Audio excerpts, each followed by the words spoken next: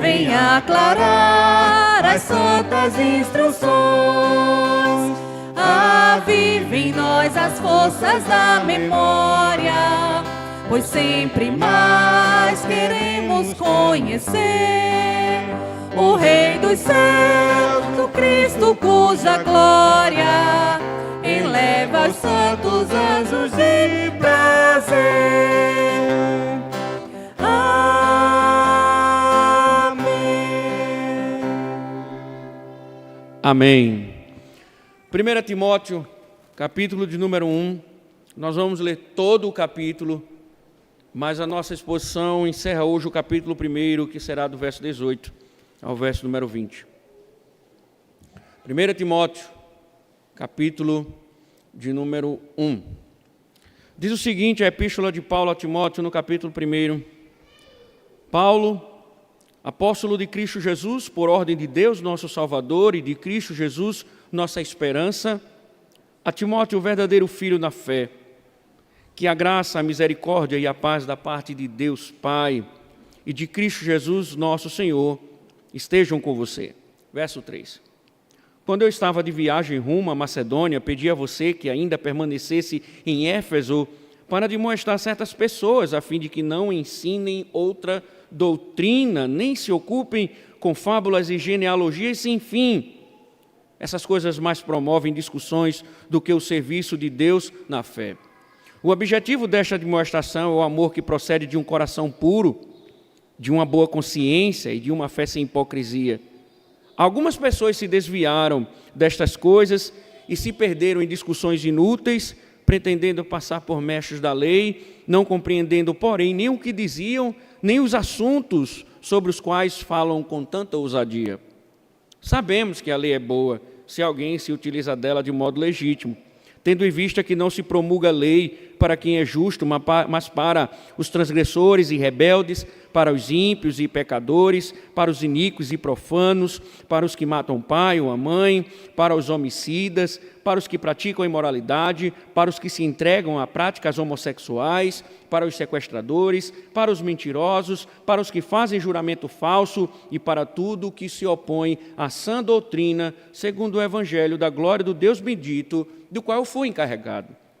Dou graças a Cristo Jesus, nosso Senhor, que me fortaleceu e me considerou fiel, designando-me para o ministério, a mim, que no passado era blasfemo, perseguidor e insolente, mas alcancei misericórdia, pois fiz isso na ignorância, na incredulidade.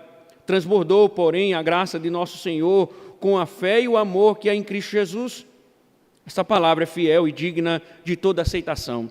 Que Cristo veio ao mundo para salvar os pecadores, dos quais eu sou o principal. Mas por essa mesma razão me foi concedida misericórdia, para que em mim, que sou o principal pecador, Cristo Jesus pudesse mostrar a sua completa longanimidade e o serviço de modelo para todos que hão de crer nele para a vida eterna. Assim, ao Rei eterno, imortal e invisível, Deus único, honra e glória para todos sempre. Amém. Esta é a demonstração que faço a você, meu filho Timóteo, segundo as profecias que anteriormente foram feitas a seu respeito, que firmado nelas, você combata o bom combate, mantendo a fé e a boa consciência, porque alguns, tendo rejeitado a boa consciência, vieram a naufragar na fé. Entre esses estão Himeneu e Alexandre, os quais entreguei a Satanás para serem castigados, a fim de que aprendam a não blasfemar. Ó Deus, é Tua palavra, Senhor, e pedimos que o Senhor possa, ó Pai, poderosamente falar ao Teu povo. Abre os nossos olhos, Senhor, nosso entendimento, que o nosso coração seja um solo fértil nesta manhã, neste dia que o Senhor nos convoca, que as Suas verdades não sejam aqui somente ouvidas, mas amadas com reverência, Senhor, e vividas para a glória do Teu santo nome. Guarda-nos, Senhor, para que nossos corações não se desviem desse momento em que Tua voz está soando aqui neste lugar. E que ela opere, ó Deus, por meio do Teu Espírito, a Tua vontade. Em nome de Cristo. Amém. Poder sentar, irmãos.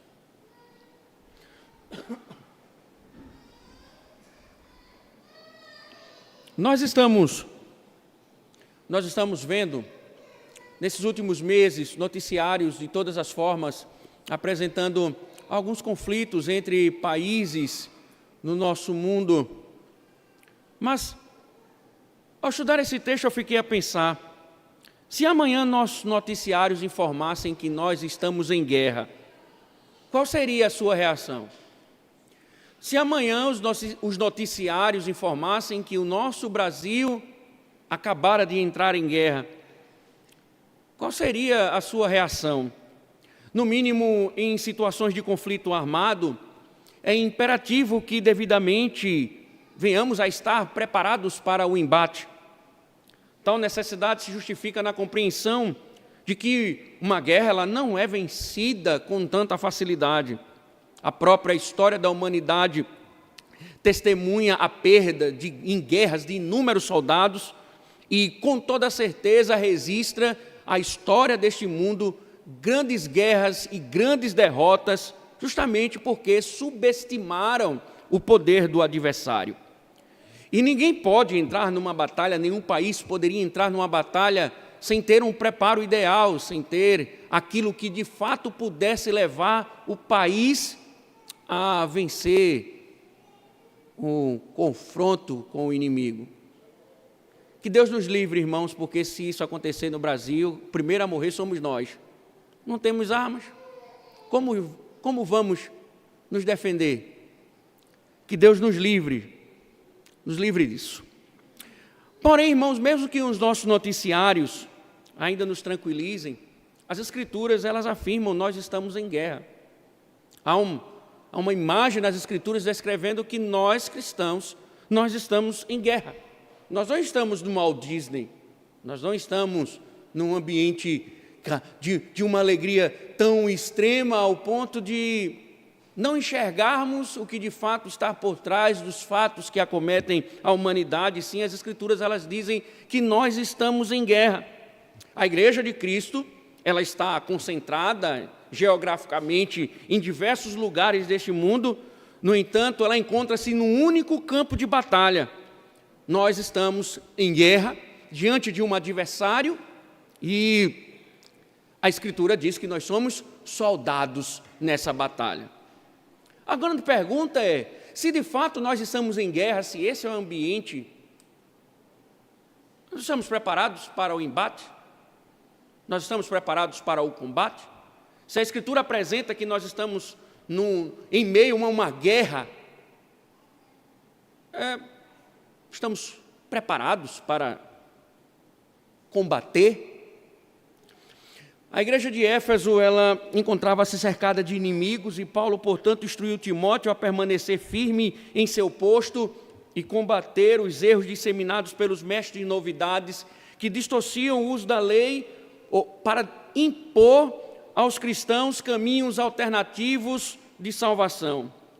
Então, Paulo, ele vem orientando o jovem Timóteo para que ele não viesse a vacilar, pois era algo que era a integridade da igreja, a alma da igreja que estava em jogo. E observamos desde o primeiro capítulo que Paulo vem a orientar Timóteo para que Timóteo entenda a necessidade e a gravidade dos judaizantes no seio da igreja. Contudo, a imagem que nós temos no primeiro capítulo é bem firme pelos termos que Paulo usa, porque há um conflito. Lidar com o erro é lidar com aquilo, é guerrear contra o mal. E Paulo tinha essa ideia, e ele não desejava que o seu discípulo ele fosse para o campo de batalha sem o devido preparo. Ele sabia que Timóteo iria enfrentar grandes lutas. Ele sabia que Timóteo precisava de coragem. O próprio Paulo chega a instruir Timóteo na epístola para que ele tenha coragem de enfrentar os desafios que estão no seio da igreja. E era necessário, então, Paulo não só instruí-lo, mas dizer, prepare-se, você esteja preparado para você combater o bom combate. Porque O que está por trás, irmãos, não é somente um conflito entre ideias, não está somente um conflito filosófico, não é simplesmente dois homens tentando, na discussão, chegar a um veredito ou chegar a uma conclusão sobre o que é verdade. O que está por trás da imagem é que existe um embate entre o próprio Satanás. Quem está por trás, Paulo vai mostrar, quem está por trás das heresias dentro da igreja, quem está por trás das filosofias que são contrárias ao Evangelho, é Satanás, usando a sua mesma estratégia de sempre. Foi assim que Deus disse. Então, não era só o confronto com homens, era um confronto com o próprio maligno. E Timóteo não poderia deixar de guerrear, porque se ele é desleixado com isso, se ele não batalha, com toda certeza a igreja sofreria os danos de sua negligência. E como nós sabemos, irmãos, a guerra da verdade contra uma mentira é uma guerra que afeta diretamente a alma. Porque uma alma que anda no caminho da mentira, ela automaticamente, ela trilha o caminho da destruição. Então, Paulo não está negociando como nós observamos, não há negócio de Paulo. Paulo não está dando uma opção ao pastor Timóteo para que ele reflita, né? Porque muitas vezes podemos pensar assim que o pastor ele tem a opção ou não de entrar em conflitos ideológicos. Há muita gente pensa assim, o pastor às vezes entra nos debates que não tem nada a ver e fica criando confusão. A percepção inicial na mente de muita gente é que é só entrar em confusão, é só entrar em debates sem nexo. O que Paulo vai mostrar a Timóteo é que um pastor fiel, ele não pode negligenciar isso. Por quê? Porque é função dele combater o erro. Ele foi posto na igreja de Cristo para combater o erro. É impressionante que, quando tivemos aqui um espetáculo da fé, e eu fiz uma postagem fazendo uma crítica a um evento que teve aqui na cidade, aí teve alguém que me procurou e disse, é porque o senhor usa linguagem muito pesada, talvez o senhor tivesse usado uma linguagem melhor. E eu disse, por que então você não falou usando a linguagem correta? Por que você não combateu o erro usando a linguagem correta? Mas essa mentalidade que está por trás é que o pastor não deveria se envolver nessas coisas, porque não é competência do pastor. Paulo está dizendo, não, combata, Timóteo. Você vai ter que combater o bom combate. E se prepare para o combate. Se prepare para esse combate. Você percebe isso logo no verso 18. Veja, esta é a demonstração que faço a você, meu filho Timóteo. Percebem? Esta é a demonstração. Há o carinho de Paulo, porque Timóteo era o filho na fé, mas observem, Paulo não está falando aqui como um pai espiritual. Por que não? A imagem que temos aqui é de um general dando ordens. Eu faço essa admoestação a você. Algumas traduções, elas dizem assim, eu peço, mas essa tradução ela não reflete a intensidade do termo. E a NA traduziu como, eu admoesto, dá uma intensidade, porque Paulo não está falando como um pai, mas Paulo está falando como um general, dando uma ordem. O termo é um termo militar, é alguém que tem uma patente superior, que está dando a ordem a alguém de patente inferior, e ele deve executar esta ordem. A imagem é que Paulo é o o general do exército que recebe a ordem do comandante para que o soldado ele cumpra a sua ordem. A imagem é essa, Paulo que está como um general do exército divino, dando uma ordem ao soldado Timóteo, e essa ordem não provém de Paulo, é uma ordem que vem do comandante-chefe. Portanto, a ordem é do próprio Deus. Não é uma ordem de Paulo, não está dando uma ordem, não é uma ordem dele, de interesse dele, da mentalidade dele. É porque o que se espera que Timóteo faça não é uma perspectiva de Paulo, é uma perspectiva do próprio Deus. Timóteo, lute pela verdade, essa é a vontade de Deus. Não é a vontade de Paulo. Então, Timóteo, ele deveria obedecer às ordens que seriam ditas, porque elas provém do próprio Deus.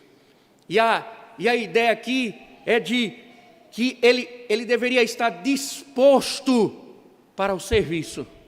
Ele deveria servir. Ele está sendo convocado. A ordem admoesto não só fala da necessidade de Timóteo obedecer, mas da prontidão em obedecer. Ele poderia receber a ordem e não executar. A expectativa de Paulo é que ele não só obedeça, mas ele esteja pronto, ele se apresente para o serviço. Por quê? Porque essa linguagem já está descrevendo, tem uma guerra. Existe uma guerra por trás. Por isso, essa imagem de um soldado que está sendo convocado e ele deve obedecer às ordens do comandante divino, que é transmitida pelo seu general, o apóstolo Paulo.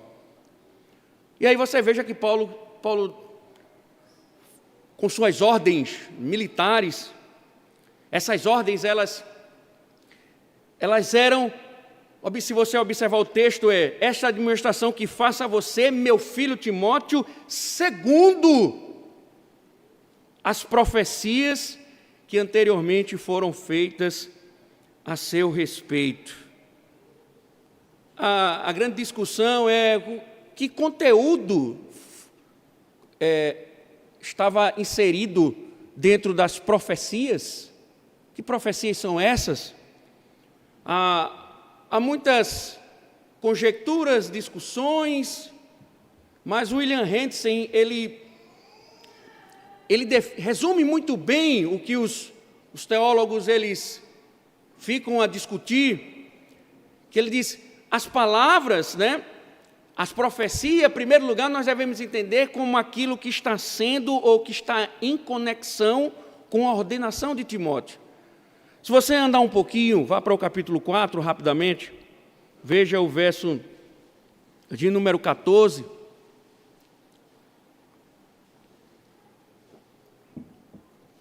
Capítulo 4, verso 14, Paulo diz a Timóteo, não seja negligente, não negligencie Timóteo para com o dom que você recebeu, o qual lhe foi dado mediante profecia, com a imposição das mãos do presbitério. E aí você vê que Paulo, ele volta a tocar nesse assunto na primeira carta, ainda no capítulo 6, a respeito do dom que Timóteo recebeu. Na segunda epístola, Paulo vai falar sobre isso. Então, William Hendsen, ele resume o pensamento dos teólogos, dizendo, provavelmente, as profecias foram da seguinte natureza, destacavam Timóteo para o serviço especial no reino de Deus, ou seja, o Espírito Santo separou Timóteo para o serviço do reino, resumiu em suas profecias os deveres de Timóteo e pode ter um aspecto preditivo também, anunciando a Timóteo os seus sofrimentos e também o conforto diante das dificuldades que ele teria nas tribulações. Ao que tudo indica, e você não tem como nós observarmos desde Atos até o final de Timóteo agora, mas ao que tudo indica que o Espírito Santo ele confirma a vocação de Timóteo.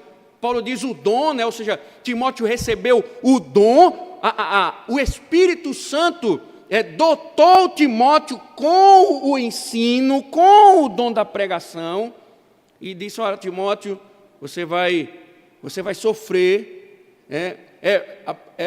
Alguns teólogos dizem assim, provavelmente os mesmos termos que o Espírito Santo anunciou a Paulo quando ele foi declarado pregador dos gentios, provavelmente isso deve ter acontecido com Timóteo. Entendendo que Timóteo está em Éfeso, e ali em Éfeso existem outras igrejas, essa carta, esse combate não era só um combate localizado, mas geograficamente mais extenso. E Paulo diz que Timóteo foi separado segundo as profecias. E veja, irmãos, quando Paulo diz isso é importante no verso número 18, porque ele está segundo as profecias que anteriormente foram feitas ao teu respeito. Quando nós fomos para o capítulo 4, veja, acontece uma série de eventos. O Espírito Santo convoca ou vocaciona o jovem pastor. Esse jovem pastor, ele recebe o reconhecimento da igreja, e Paulo diz que em seguida o presbitério impõe a mão sobre ele. É uma sequência de eventos. É uma sequência de eventos. Então, observem bem, não é uma coisa que o Espírito Santo falou, pronunciou de forma privada, foi algo público, que Timóteo tem o conhecimento, ou próprio Paulo tem o conhecimento, a igreja tem esse conhecimento, o presbitério tem esse conhecimento, e aí Timóteo chega a ser ordenado ministro do Evangelho, conforme as profecias. Então veja, primeiro houve a vocação do Espírito em Timóteo, depois vem o reconhecimento da igreja, da vocação de Timóteo por causa da profecia, e depois vem o presbitério e impõe a mão e ordena o pastor Timóteo. Por que Paulo está dizendo isso? Conforme as profecias que anteriormente foram feitas. Por que Paulo está lembrando isso? Porque o que Paulo está dizendo é: Timóteo, eu te admoesto, esta é a admoestação que faço a você, segundo o seu chamado. Às vezes eu fico pensando, por que esses autores não colocam a coisa mais objetiva, fica com esse arrudeio todinho, só para dificultar o caminho da exegese? Diz Timóteo, eu faço essa admoestação a você, segundo a vocação, a sua vocação. Lembre-se, você foi vocacionado para isso. E a prova é o testemunho do Espírito, da igreja, a imposição do presbitério. Você foi chamado para isso. Isso implica no seguinte, irmãos, desses textos. Nossos pais puritanos, por exemplo, afirmaram o seguinte na pergunta 158 do Catecismo Maior de Westminster: por que a palavra de Deus deve ser pregada? A palavra de Deus deve ser pregada somente por aqueles que têm dons suficientes e são devidamente aprovados e chamados para o ministério. Veja, quem pode pregar a palavra? Somente aqueles que foram chamados para isso. Johannes Gerhard Voss, conhecido como pai da teologia bíblica, ele comenta dizendo o seguinte: essa pergunta do catecismo trata especialmente de que tipo de pregação da palavra. Preste atenção. Trata da pregação da palavra numa congregação da Igreja de Cristo. Quem não for ministro, ordenado ou licenciado pode testemunhar de Cristo, em particular ou em público, conforme a oportunidade o permita. Mas a pregação pública, oficial da palavra na igreja, deve ser feita apenas por aqueles devidamente separados para essa obra. Isso significa dizer, irmãos, que mesmo os presbíteros sendo aptos para o ensino e para instruir a igreja em dados momentos, é prerrogativa do ministro a pregação da palavra. É prerrogativa exclusiva do docente da igreja a pregação da palavra. Por que Paulo não disse os presbíteros também aqui nessa fala? Poderia ter incluído todos os líderes da igreja, mas ele disse: Timóteo, é seu dever, você foi vocacionado para isso. Por quê, irmãos? Nós já explicamos no sermão passado, e Johannes Gerhard Voss explica dizendo o seguinte: há qualificações espirituais, intelectuais e educacionais sobre as quais se deve insistir para que a igreja tenha um ministério adequado. Um homem incapaz de pensar corretamente, incapaz de detectar a falácia de um argumento perverso, é passível de ser ele mesmo desviado por um falso ensino e, por sua vez, capaz de desviar outros. Um homem a quem falta educação geral e teológica normalmente não será capaz de fazer justiça à grande obra da pregação da palavra de Deus e correrá o perigo de pregar uma mensagem desequilibrada ou parcial. O que Johannes Gerhard Voss está dizendo é que o ministério da palavra envolve a dedicação exclusiva ao ofício, dedicando-se tempo a conhecimento, preparação de sermão, tudo para a pregação da palavra e também defender a igreja dos erros. O que pressupõe é que o ministro ele deve ser preparado, que todo ministro ele se eleva em conhecimento para que com eficácia ele possa proteger o rebanho. Paulo está chamando Timóteo a que ele assuma a responsabilidade, porque a vocação é dele. E ele deve combater o bom combate. Compete a ele essa luta. É óbvio, irmãos, que os presbíteros, eles defendem a igreja do erro. Paulo já denuncia esse problema, a negligência dos presbíteros. Mas é o soldado Timóteo quem vai à frente.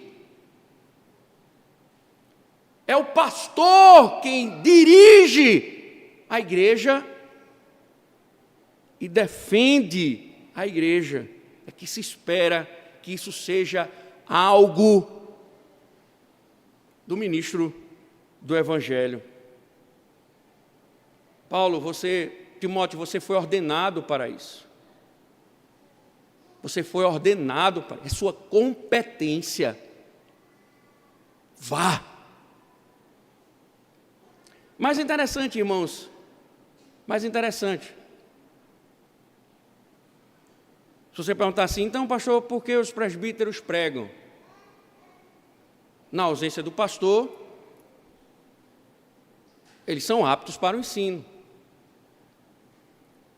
Eles pregam. Mas o ministério da palavra é dado ao docente da igreja. É o docente da igreja. Mas observe também uma coisa, né, que quando Paulo fala sobre essas profecias, é interessante que Paulo também está chamando que essa é uma vocação do Espírito. É reconhecido pela igreja. É confirmado pelo presbitério. Nós, às vezes, observamos pessoas que querem chegar no pastorado e talvez até no presbiterato, que eles só contam exclusivamente com a percepção da família, da esposa ou de um amigo e não da igreja. Paulo diz que essa é uma percepção que é o próprio Espírito da igreja. O próprio Espírito convence a igreja que aquele homem é separado para o ministério. E automaticamente o presbitério, ele reconhece isso. Sem esse reconhecimento, nunca provavelmente fora chamado para o ministério. Não era o caso de Timóteo.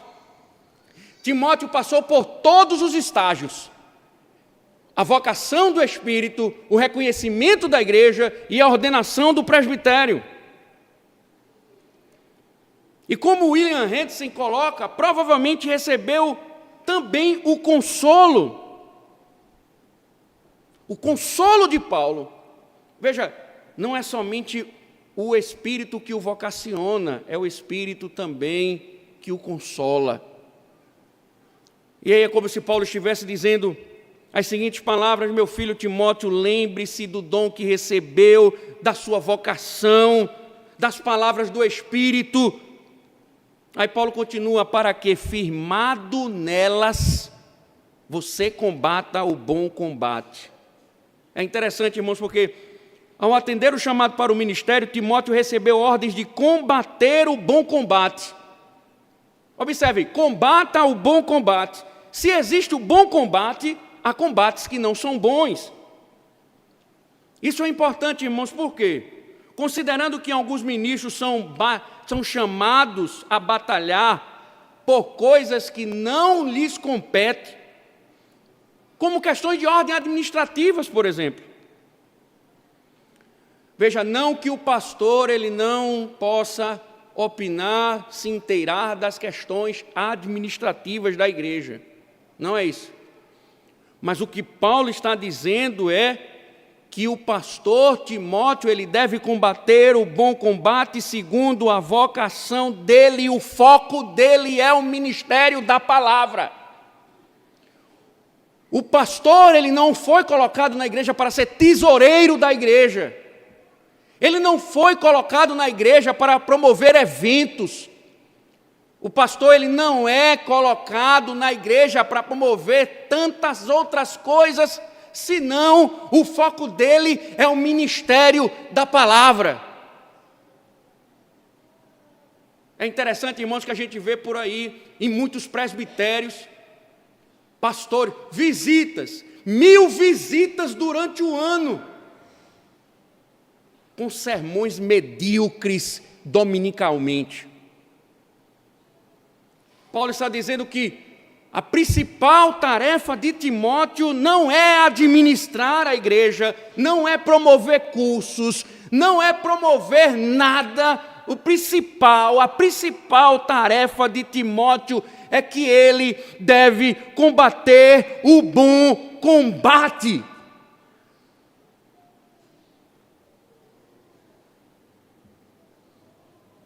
Ele deve combater o bom combate. E aí, irmãos, por que essa preocupação de Paulo em combater? Por que ele não colocou assim, combater o combate? Por que ele não disse assim, combata o combate? Mas ele disse, o bom combate. Como falamos, em primeiro lugar, existem combates que não competem ao pastor, então o bom combate aponta para aquilo que de fato deve ser combatido. Mas isso tem um aspecto motivador também para Timóteo. É o bom combate. O que Paulo está dizendo é, não vai ser uma tarefa fácil, Timóteo. Pastorear a igreja de Deus, combater o bom combate, não é uma tarefa fácil, Timóteo, mas é o bom combate. Tenha consolo. Essa é uma tarefa boa. E surge isso para mostrar, estimular o pastor a perseverar nesse combate. E aí, irmãos, por que isso é importante? Porque, irmãos, imaginem que o pastor Timóteo está pegando uma igreja perturbada teologicamente. Pecados estão no meio da igreja. Problemas por causa dos desvios doutrinários. E Timóteo precisava do consolo para enfrentar essas coisas. Esse é um bom combate, Timóteo. Esse é um bom combate. Certa vez um puritano disse: Deus não dá um fardo sem que antes enlargueça as costas.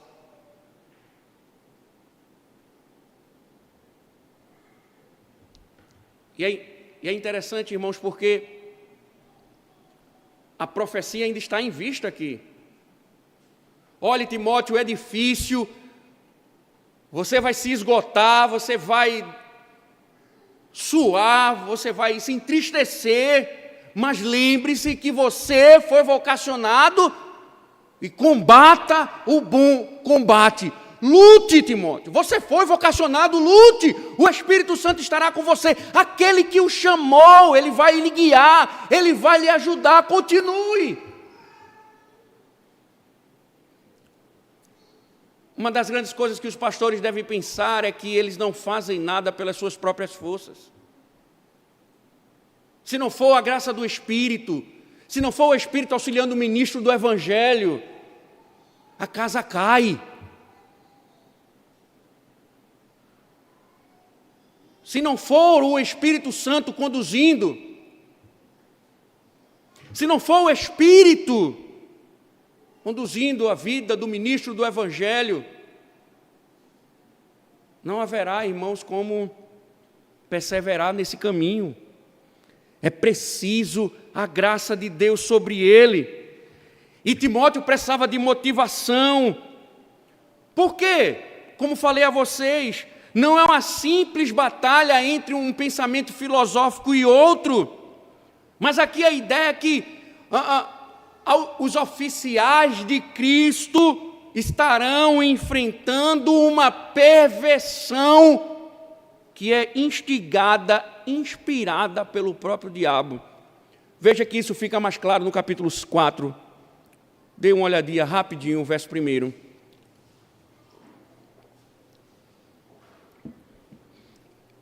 Ora, o Espírito Santo afirma expressamente que nos últimos tempos alguns apostatarão da fé por obedecerem a espíritos enganadores e a ensinos de demônios. Veja, essa é uma guerra contra o inferno, Timóteo. Seja firme, Timóteo. Porque toda esse estímulo, lembre-se, Timóteo, das profecias, lembre-se, Timóteo, da sua vocação, combata o bom combate, esteja pronto para combater, o Espírito o guiará, o Espírito lhe ajudará, aquele que o chamou, ele vai lhe conduzir, porque essa é uma guerra contra o próprio mal. Irmãos, pastores omissos, preguiçosos, entregaram a igreja de Cristo ao inimigo.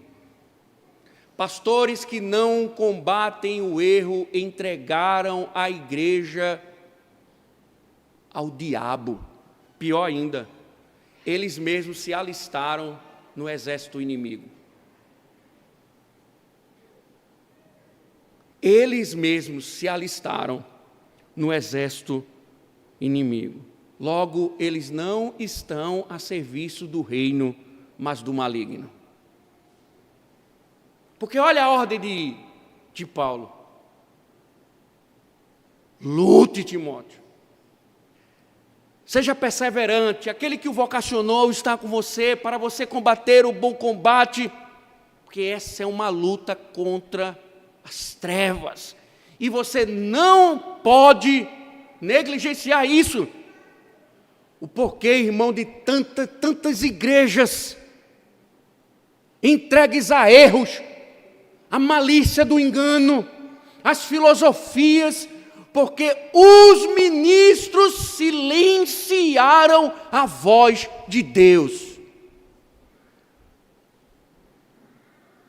Com o discurso de que é só uma forma de pensar, com a preocupação do politicamente correto, eles simplesmente entregaram à igreja todo tipo de erro. Não é à toa que muitas igrejas, mulheres são feministas. Não é à toa que muitas igrejas, muitos são lulistas, marxistas, defendem psicologia. Por quê? Porque os pastores entregaram a igreja ao diabo. Porque quem opera por trás desses erros que se infiltram na igreja de Cristo é Satanás. Por isso que Paulo está dizendo: Timóteo, não vacile, combata o bom combate e lute. Olha, vai ser cansativo, é uma briga contra o maligno, mas o Espírito que o vocacionou está com você, continue.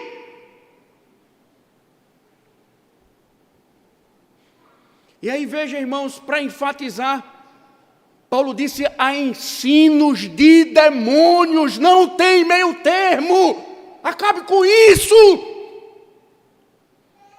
Se não é evangelho, é doutrina de demônio. O pai do erro teológico é Satanás. Ele disse: foi assim que Deus disse? Não foi. Ele mentiu.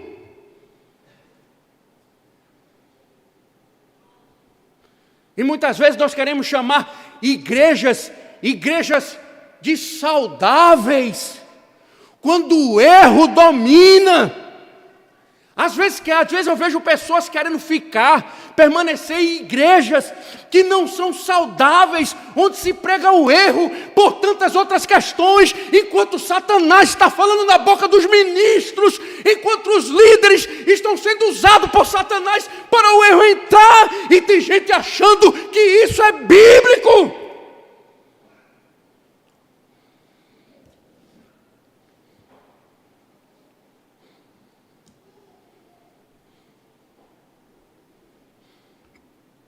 Paulo diz: combata, Timóteo, o bom combate.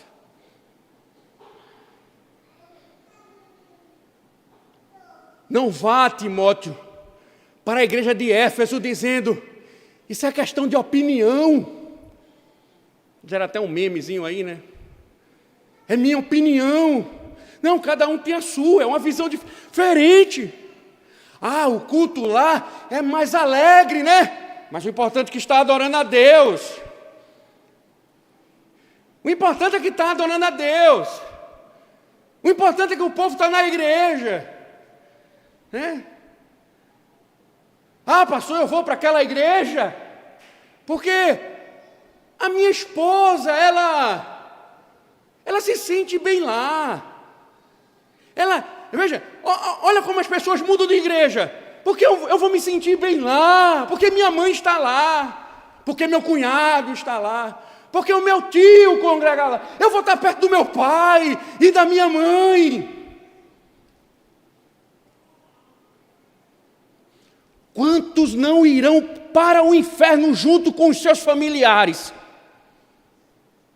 Porque passaram a vida toda imaginando que estavam ouvindo pregação e estavam ouvindo os ministros de Satanás plantarem o erro e destruir a igreja. Paulo não diz, não, numa perspectiva diferente, Timóteo. É o diabo que está por trás dessas heresias. Combata o bom combate. Irmãos, Paulo está avisando, lembrando algo, veja no contexto maior. Olha, irmãos, lê paralelamente com 1 Timóteo e 2 Timóteo a carta de Éfeso. Paulo já havia falado duas coisas. Capítulo 4, Paulo disse: o ministério da palavra foi dado à igreja para amadurecer a igreja, para que a igreja não ande em todo vento de doutrina. Paulo já tinha falado isso.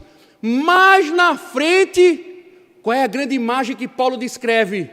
O soldado revista-se, capacete, escudo, espada. É dentro desse ambiente, imagine, irmãos, a mente de Timóteo fresquinha, com essa imagem que o próprio Paulo fala do capítulo 4 do Evangelho como aquilo que amadurece, que protege a igreja, que mais na frente Paulo diz um soldado que está plenamente armado para a batalha. Imagine isso na cabeça de Timóteo, e Paulo agora dizendo a Timóteo: combata o bom combate.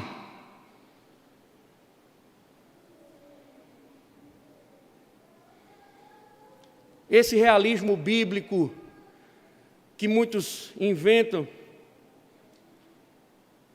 do sincretismo religioso, hoje todo mundo pensa de um jeito dentro da igreja. É psicologia, é feminismo, é marxismo.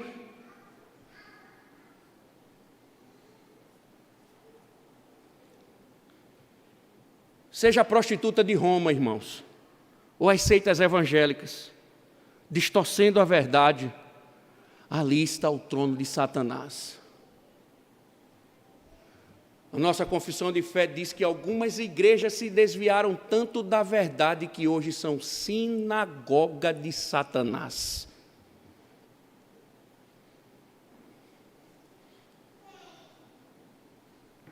Sinagogas de Satanás.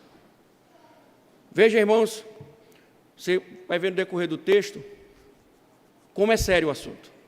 Porque Paulo endossa essa preocupação do combate e ele chama a atenção para uma questão importante. Porque você vai combater, lógico, pela verdade. E Paulo dá uma informação aqui importante. Porque, veja, observe no verso 19. 1 Timóteo ainda, verso 19, do primeiro capítulo. Mantendo a fé, veja, combata o bom combate, mantendo a fé e a boa consciência, porque alguns, tendo rejeitado a boa consciência, vieram naufragar na fé. É interessante, irmãos, isso aqui, porque Paulo ordena que Timóteo se apegue à fé e à boa consciência no combate.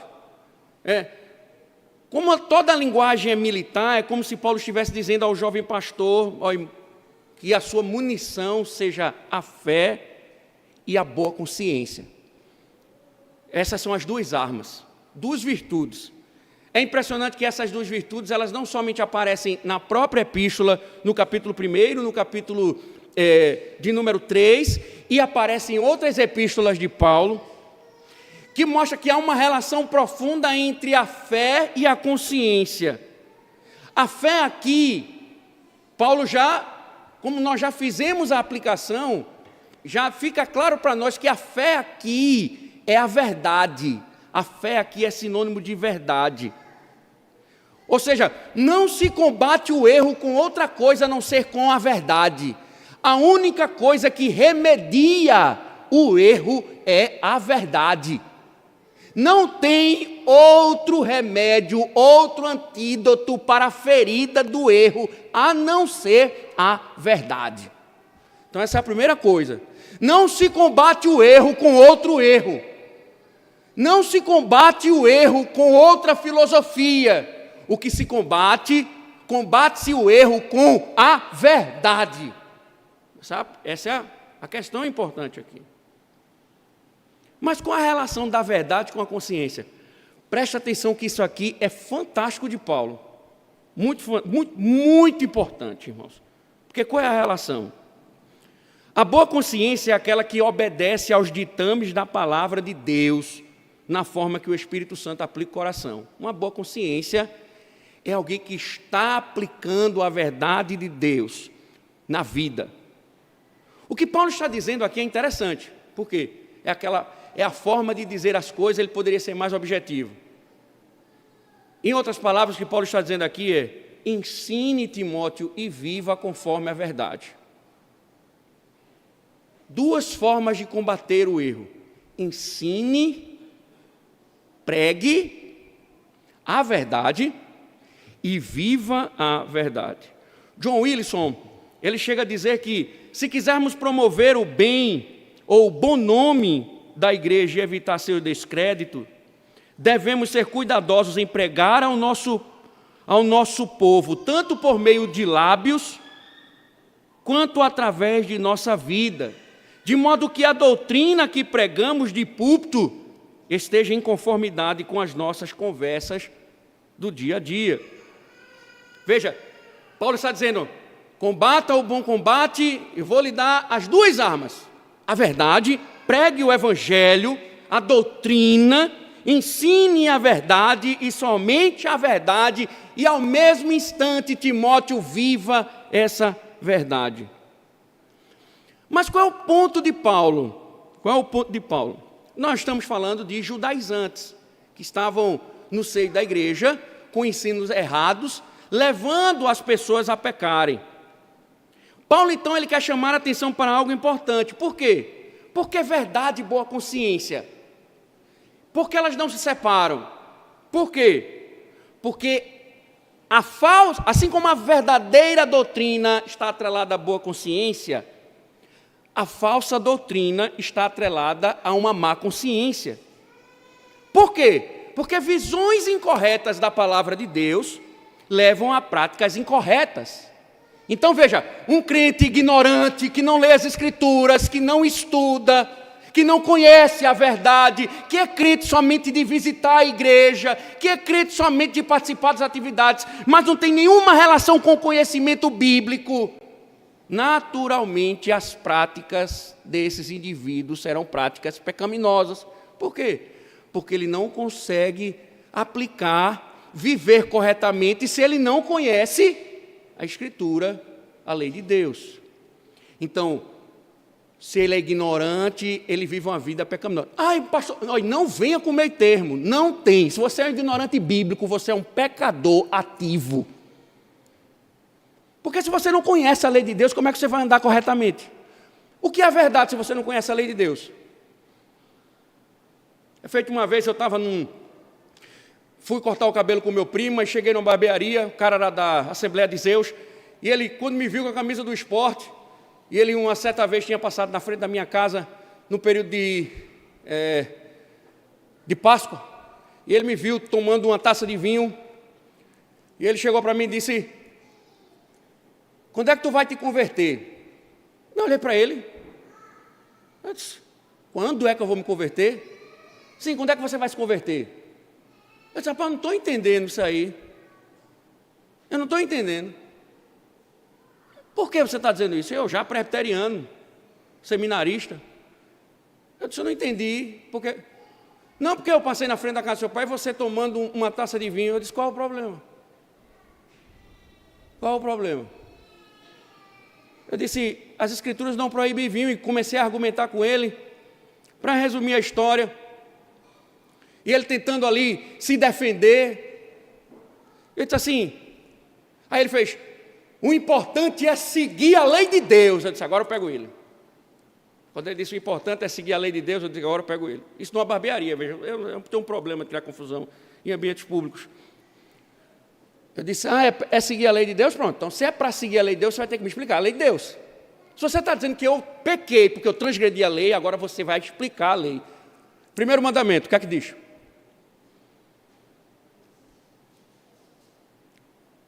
Não lembro. Vou facilitar a tua vida. 10º mandamento. Eu não lembro. Vou facilitar mais ainda. 7º mandamento.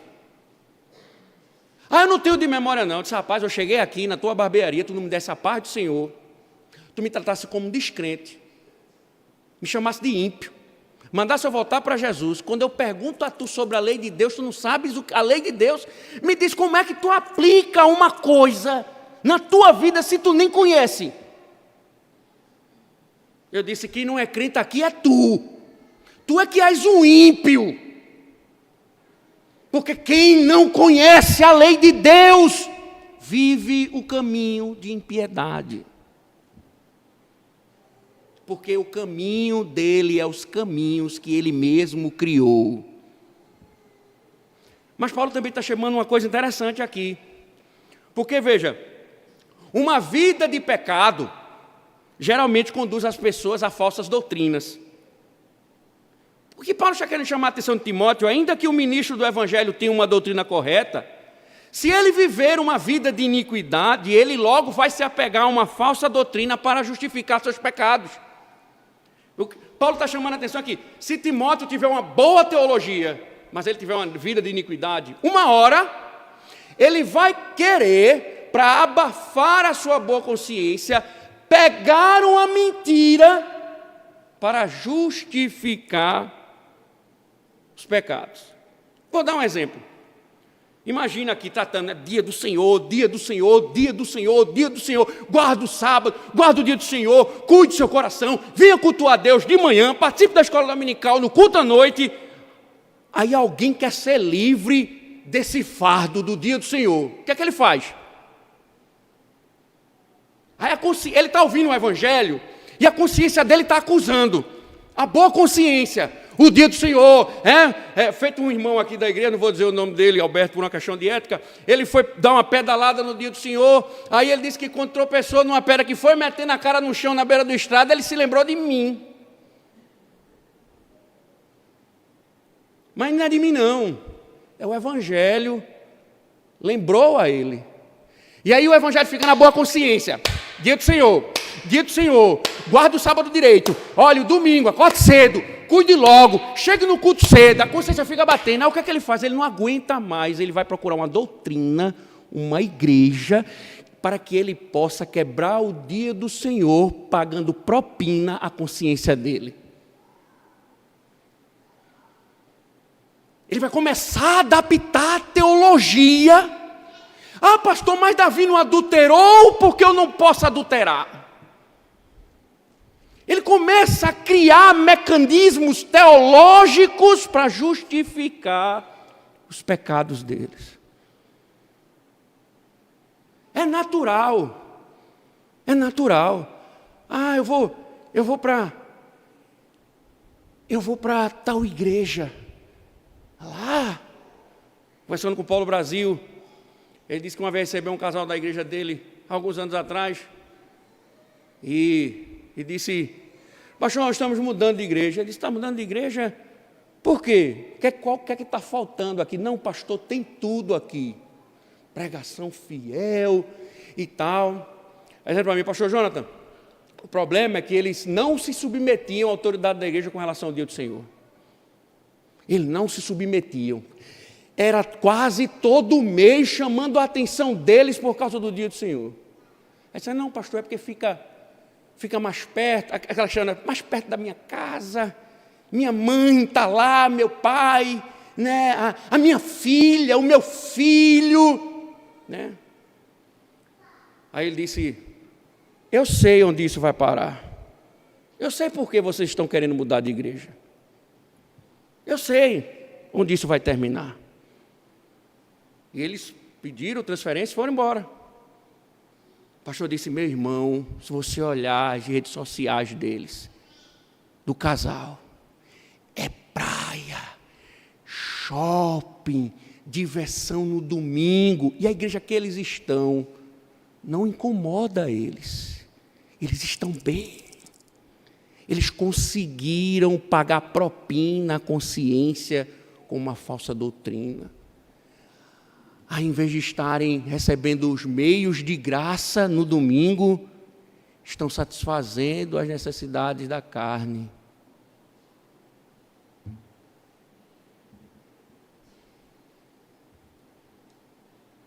Paulo está dizendo: Timóteo, não entre por esse caminho, porque se você não viver a doutrina, você vai cair no erro. Porque um pastor pervertido na iniquidade, ele vai abraçar todo tipo de heresia para justificar os seus pecados. Haverá sempre uma forma teológica. Você chega para o pastor e diz: pastor, seja mais, trate o erro. Ele: vamos amar mais, irmãos. Ele não vê a omissão dele como pecado. Aí ele cria logo um mandamento: vamos amar mais, vamos aceitar as pessoas como elas são. Quem sou eu para tratar dos pecados dos outros? Não é assim com o que é que ela... Veja, aplicando a vocês: pastor, meu filho, minha filha está namorando com um ímpio. O evangelho diz que sua filha vai ter como sogro Satanás, que seu filho vai ter como sogro Satanás. É isso que o Evangelho diz. Pastor, mas ele é bom. É um cara bom. É um dono de casa. Veja, começa a criar os seus próprios mandamentos. É um cara bom. Não, como ele é um cara muito bom, ele é ímpio, mas ele é um cara muito bom na perspectiva dele, eu quero que ela case com ele. Eu quero que ele case com ela. Em vez de dizer, minha filha, você está errada, você vai casar, mas não vai contar com a minha bênção, porque você está com desobediência diante de Deus, Senhor. Para anestesiar minha consciência, a consciência dela. Aí eu digo, ele é bom. Peraí, pastor.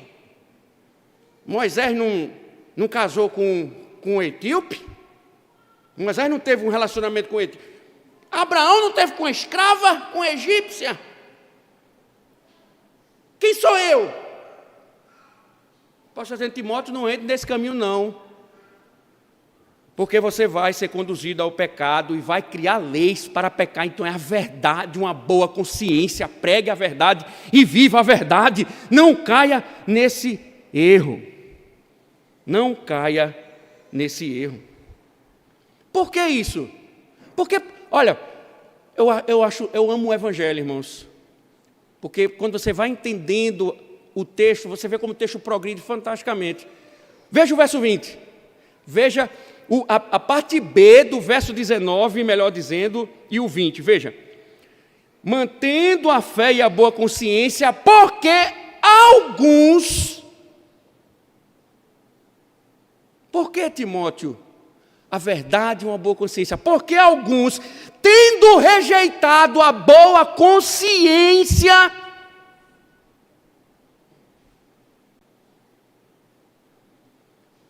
Veja, irmãos, que imagem interessante. Vieram a naufragar na fé. Veja, olha a mudança de imagem. Era um soldado, não era? Agora é um marinheiro. Por quê? Porque um bom marinheiro, ele não despreza o leme. Nesse caso, há uma boa consciência que é fruto do Evangelho.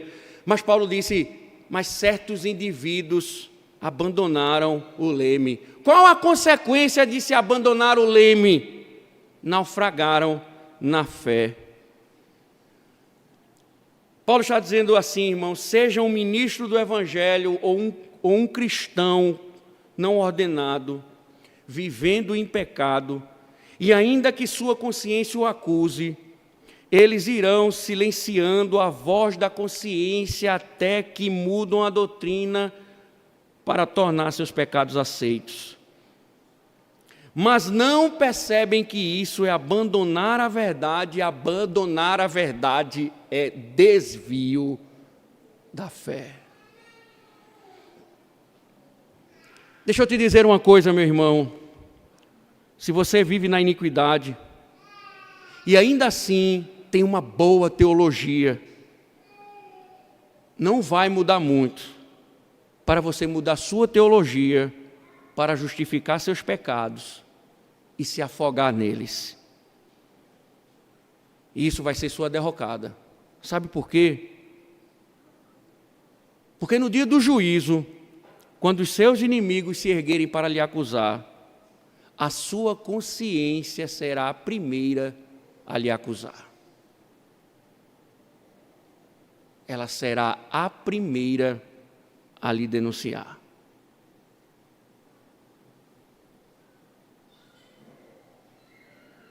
Por isso que eu digo, não adianta somente boa teologia, é preciso piedade também. Não é somente ouvir que eu tenho que guardar o dia do Senhor, é o que eu estou fazendo para guardar o dia do Senhor. Eu vejo. Tem gente que todo domingo chega atrasado no culto. Eu vejo como ele está aplicando a boa teologia. Eu vejo. Todo domingo chega atrasado no culto. É uma aplicação formidável.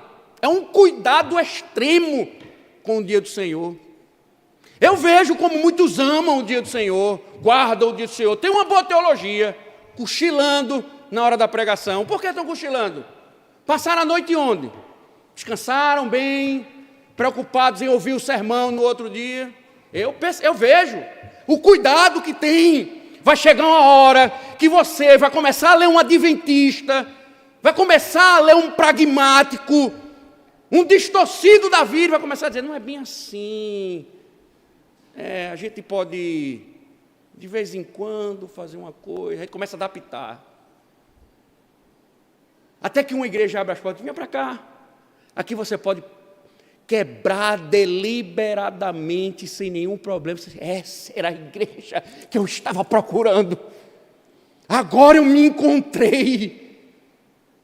Porque agora eu vou pecar e não vai ter ninguém, nem pregação, nem nada para dizer assim, se arrependa. Não vai ter mais ninguém, não vai ter mais um ministro do evangelho fiel, sendo usado por Deus, dizendo, arrependa-se, agora eu vou viver tranquilo nos meus pecados. Aí, por que é necessário atentar para isso? Olha como Paulo fecha no verso 20. Ele vai citar dois nomes, dois indivíduos, que provavelmente eram mestres dos judaizantes. Olha o que Paulo diz. Entre esses estão Himeneu e Alexandre, os quais entreguei a Satanás para serem castigados, a fim de que aprendam a não blasfemar. Oh, que pastor mais bruto esse Paulo. Precisamos de inclusão. Precisamos acolher as pessoas, mesmo com os seus erros. Ele é marxista, pastor, mas o importante é que ele está na igreja. Ele vota em Lula, pastor, mas o importante é que ele... Vamos acolher. Ela é feminista, pastor. O importante é que ela está em nosso meio. Paulo diz, Timóteo, vocês viram? Você viu? Você conhece muito bem, né? Himeneu, pastor, não cite o nome dos hereges, isso é falta de ética. Não cite. Tem gente que é tão imbecilizada que você às vezes quer falar por conjecturas, para ver se a pessoa capta, ela não consegue captar. Aí tem que dizer o nome mesmo. Tem que dizer o nome. Tem que falar o nome do indivíduo para ver se acorda. E às vezes nem acorda, porque é cegueira espiritual mesmo. Paulo disse, Timóteo, Himeneu e Alexandre, a gente vai ver esses indivíduos mais na frente, até problema com a doutrina da ressurreição tinham. Paulo disse, eu entreguei eles a Satanás. Não é interessante, não? Paulo não disse assim, eu coloquei ele no departamento de música, eu coloquei eles no departamento infantil, eu dei algum trabalho para eles na igreja, para ver se eles ocupavam a mente. Paulo disse, eu entreguei a Satanás. Vocês estão familiarizados com isso, né? Isso é disciplina eclesiástica. Eles foram excomungados da igreja, expulsos da igreja. E que coisa mais grave, não é? Que coisa mais grave. Porque heresia é coisa grave. Vida de impiedade é coisa grave. E coisas graves a gente trata com disciplina eclesiástica. Pecados públicos, heresias. Então, volto a dizer, por exemplo, se eu pegar nas redes sociais, seja lá o que for, defendendo o comunismo, eu só quero que printem a tela e mandem para mim, seja qualquer irmão aqui, de líder ao mais humilde. Se defender Lula, comunismo, socialismo e chegar a mim, fique certo, vai ter denúncia no conselho, pedido de disciplina.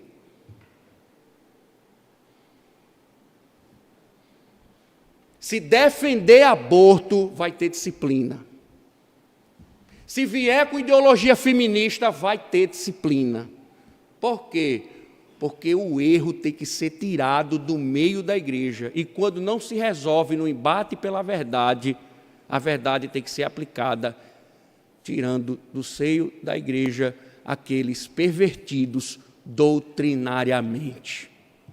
Comigo não tem negócio. comigo não tem negócio. Vocês me conhecem muito bem, sabe que eu não pastoreio por causa de salário. E nem estou preocupado com o número de membros. Eu estou preocupado é que a pureza da igreja seja mantida. Paulo disse, eu expulsei, entreguei a Satanás para ver, mas pastor, expulsar, aí onde está? Paulo fez isso para ver se eles se arrependiam. Não é uma atitude de desamor, não. É para ver se, afligido por Satanás fora da igreja, eles reconhecem o caminho de perversão e de erro e voltam para o Evangelho.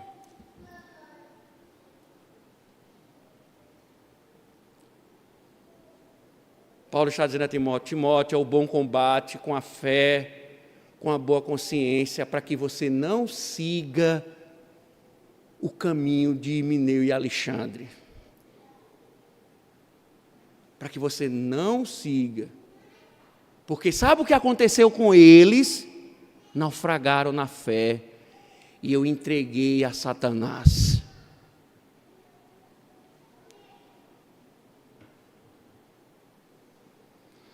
Na tarefa do pastoreio, irmãos, é preciso ter coragem para expulsar aqueles que promovem o erro. Por isso que a disciplina eclesiástica precisa ser restaurada no seio da igreja, para pessoas que deliberadamente entram no caminho do erro.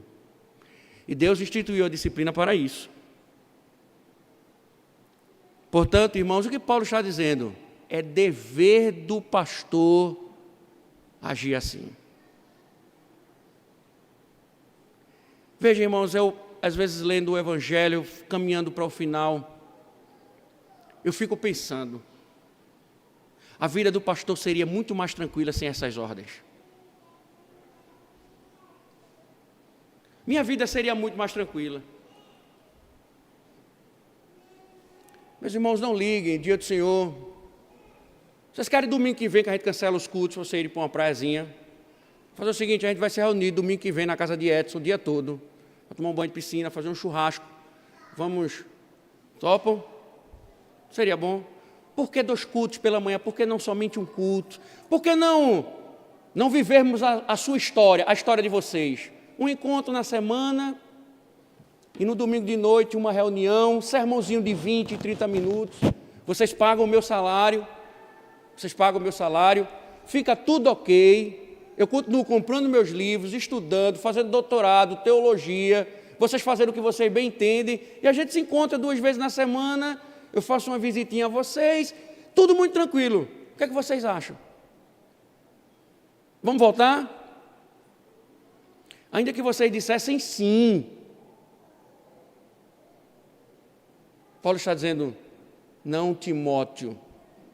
Por quê? Porque são questões da alma, irmãos. São questões da alma. O erro, o desvio, a iniquidade envolvem questões da alma.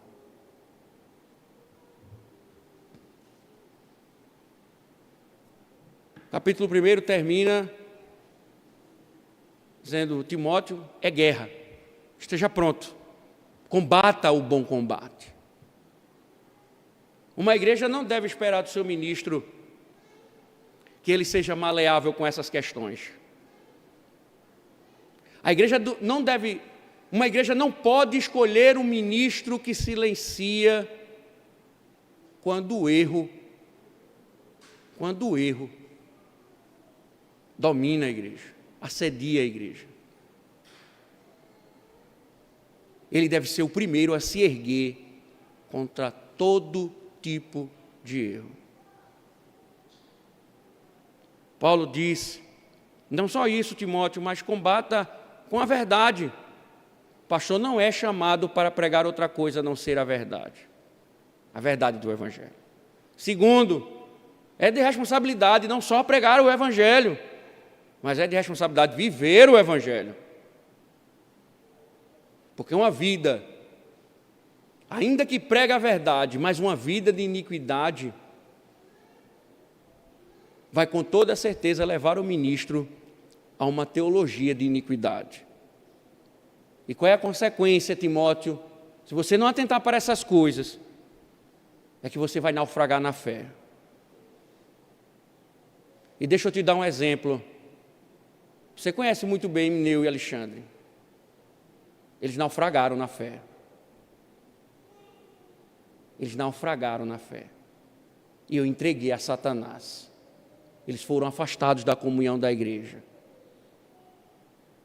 Não esqueça disso, Timóteo, porque senão vai acontecer com você a mesma coisa. Cuide, Timóteo, combata o bom combate com a verdade e com uma boa consciência.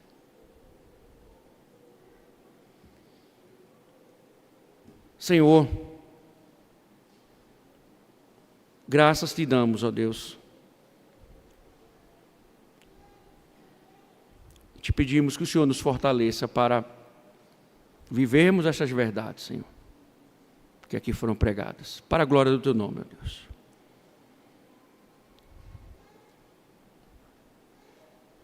Aqueles que neste momento estão de coração rebeldes, ao ouvir esta verdade, Senhor, que o Senhor possa levá-los ao arrependimento. Aqueles que pouco se importaram com o que acabaram de ouvir, também, Senhor, leva-os ao arrependimento. Aquele, Senhor, que abriste o entendimento, descortinasse os olhos, agoa, Senhor, com Teu Espírito o coração, para que a semente da Tua palavra possa gerar frutos. E, ó Deus, apesar de todas as dificuldades que vivemos, conserva os Teus ministros, Senhor, fiéis, incansáveis, na batalha, ó Deus, pela verdade. Purifica nossas vidas, Senhor, para vivermos uma vida piedosa, santa, diante do Senhor. E nos dá força, ó Deus, para combater o erro com ousadia que só o Senhor pode dar. E quando estivermos cansados, Senhor, seja o nosso consolo. Seja o nosso consolo, Senhor. Nos fortalecendo. Em nome de Cristo. Amém. Cantemos ao